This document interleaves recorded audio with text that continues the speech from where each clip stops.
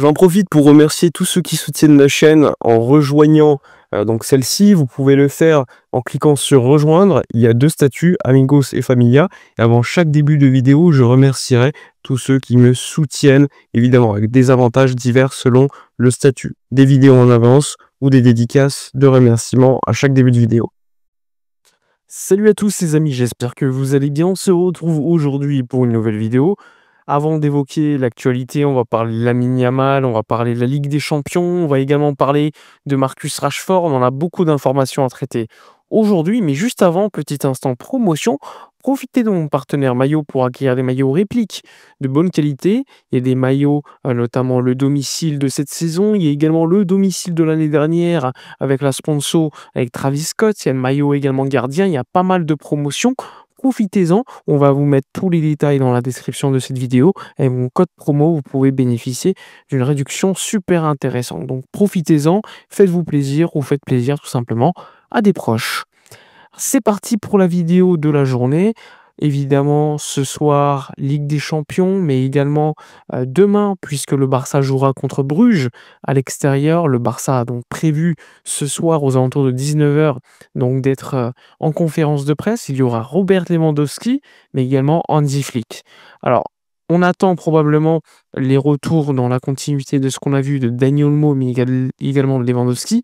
Les absences, encore une fois confirmées, de Rafinha, mais également de João Garcia, sans oublier Gavi, Marc-André Ter Stegen et d'autres joueurs qui ne seront pas de la partie. Donc il y a beaucoup d'absences côté FC Barcelone, ce n'est pas une nouveauté, mais on s'attend quand même à un 11 compétitif côté Barça.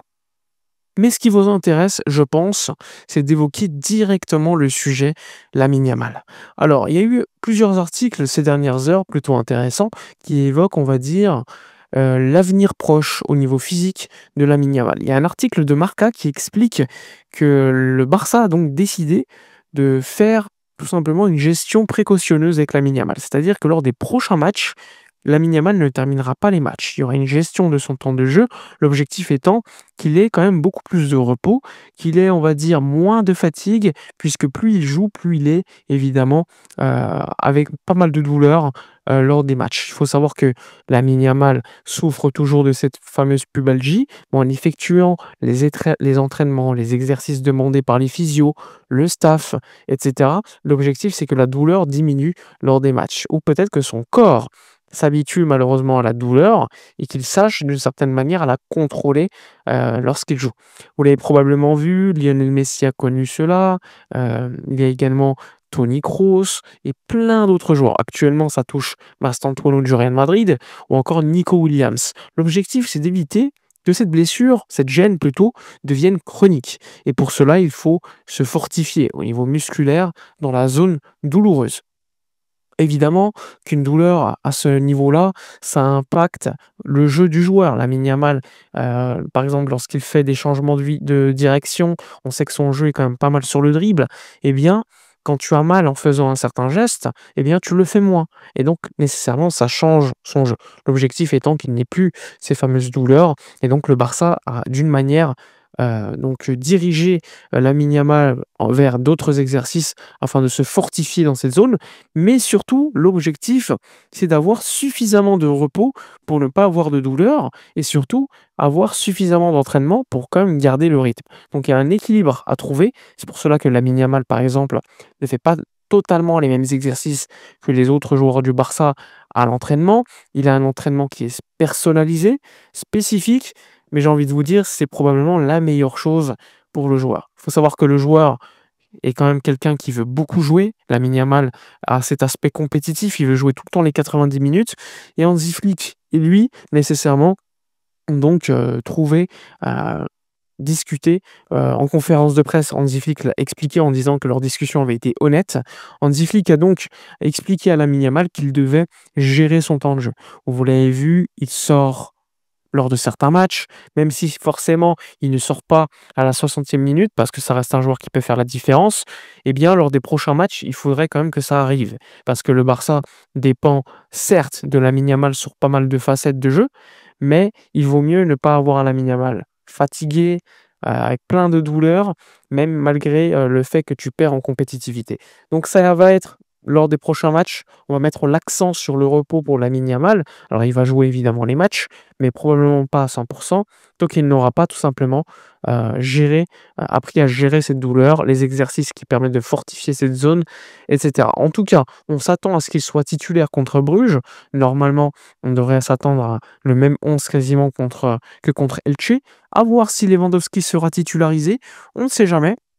À voir également si Ferran Torres continuera de jouer soit sur le côté gauche, pourquoi pas? Parce que Marcus Rashford peut éventuellement jouer en numéro 9. Donc à voir. En tout cas, le 11 attendu, par les médias, c'est quasiment le même 11 que contre Elche. Ils annoncent Ronald Araujo titularisé en défense centrale, donc du classique, mais à voir si, cette décision sera, la même. À voir maintenant, mais on peut parler également du dossier Marcus Rashford. Le dossier Marcus Rashford, il y a pas mal d'informations qui sont tombées hier soir. Il faut savoir que les médias anglais expliquent que Marcus Rashford a déjà pris sa décision. Il veut absolument rester à Barcelone l'été prochain et pour cela, il est prêt à accepter, à faire des concessions au niveau salarial. Il faut savoir que le joueur a un salaire quand même très élevé. Avant de signer à Barcelone, à United, il avait un salaire d'environ 19 millions d'euros bruts annuels, ce qui est beaucoup trop. Pour signer à Barcelone, il a accepté de le baisser, donc il touche aujourd'hui environ 14 millions d'euros, sachant que Man United paye une partie du salaire. Mais quand même, c'est un salaire élevé. Et donc il est prêt à accepter de baisser son salaire pour signer un contrat, multi-annuel au FC Barcelone. Maintenant, encore une fois, le Barça n'a pas encore pris sa décision. Le Barça prendra la décision en fin de saison. Il va tenir compte évidemment, donc de l'effet Rashford, que ça soit par les statistiques, le jeu, les conseils d'Hansi Flick. Hansi Flick qui, en conférence de presse, fait quand même pas mal d'éloges envers Marcus Rashford. Après, personnellement, si je devais donner mon avis, Marcus Rashford est un joueur qui stat beaucoup, il marque, il fait des passes D, 6 buts, 6 passes décisives. C'est le joueur le plus décisif du côté du FC Barcelone depuis le début de la saison. Maintenant, encore une fois, en termes de jeu, il doit faire beaucoup mieux. En termes de contre-pressing, de pressing, jeu sans ballon, mais également avec le ballon. Parfois, les choix sont critiquables. C'est typiquement un joueur qui, s'il avait été formé à Barcelone, vu les qualités qu'il a, ça aurait été un joueur encore plus fort. Tout simplement, l'intelligence de jeu, il doit la développer. Mais encore une fois, c'est un joueur qui stat. Il marque, il fait des passes D, les corners qu'il tire sont toujours bien tirés. Maintenant, à voir quand il y aura le retour de Rafinha. Est-ce que Marcus Rashford passera en numéro 9? S'il réussit ce passage en numéro 9, quid de Lewandowski et surtout l'avenir de Rashford? Imaginez qu'il réussisse à s'installer en 9, il n'y aura pas forcément de débat pour le mercato prochain. Il faut rappeler que United a mis avec le Barça une clause d'environ 30 millions d'euros pour le prix de Marcus Rashford. Le Barça estime qu'en termes de prix, c'est un prix largement acceptable. Maintenant, la décision n'a pas été prise, le Barça préférant évidemment de patienter et de voir l'évolution de la saison avec les retours de Rafinha à gauche, de voir également donc l'association avec un Lamine Yamal et de voir surtout si Lewandowski reprend sa place, comment le Barça va fonctionner et surtout on a hâte de voir si le Barça aura une réaction et surtout des connexions offensives parce que vous le voyez, le Barça aujourd'hui reste la meilleure attaque de Liga. Mais ce qui pêche, c'est surtout défensivement. Donc on a hâte de retrouver quand même Joan Garcia au but lors du match contre le Celta Vigo ou le match après la trêve internationale contre Bilbao. Et encore une fois, Joan Garcia ne fera pas des miracles.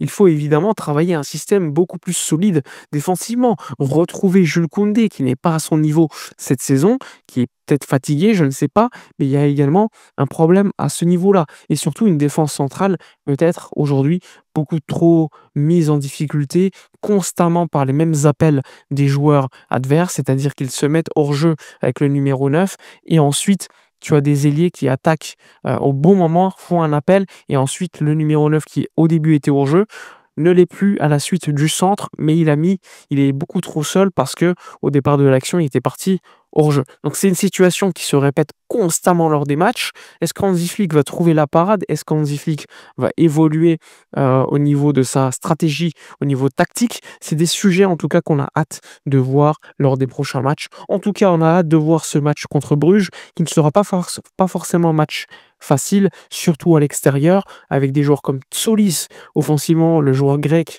qui est un joueur dangereux, et également des bons joueurs dans cette équipe de Bruges. Mais en tout cas, ça va être un match assez intéressant.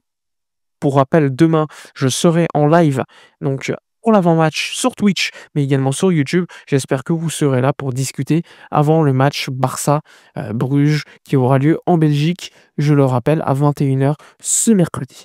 Dites-moi dans les commentaires, en tout cas, votre 11 pour ce match. N'hésitez pas à profiter de mon partenaire maillot pour acquérir des maillots. Je remercie pour la sponsor.